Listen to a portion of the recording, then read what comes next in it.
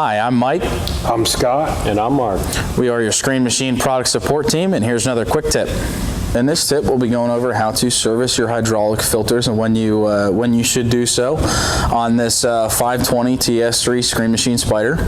So remember, you have a maintenance reference down here just in case you need to remember when you change these hydraulic filters. There's also another maintenance reference on the display screen, but if you go down here and you find them, it's item number 6, 4 of them.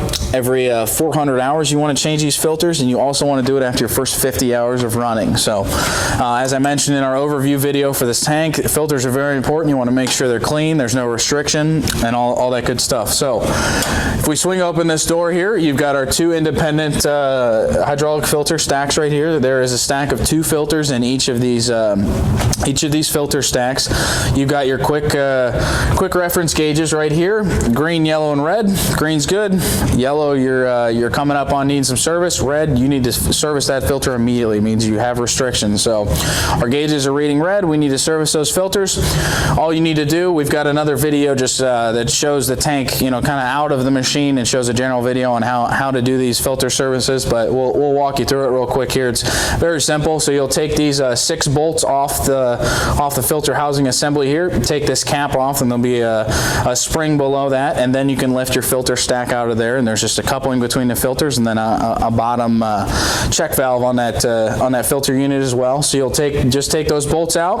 In order to get those filters up and out of this engine compartment, you need a little more room than you can see here, so that's why I've got a 9/16 wrench. That's all you really need to do to get this panel off.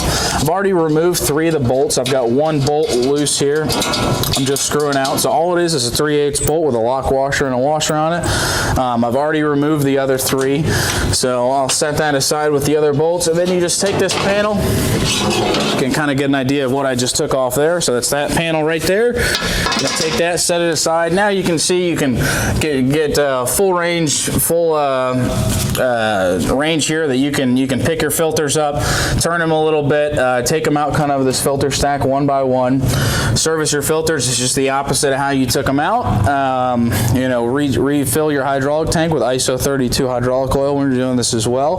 Flush it out if you need to flush out the hydraulic tank, and do that also. And when you're done, just put your filters back in there. Go ahead and take this plate. You want to make sure you keep a lot of debris and everything off of this hydraulic tank.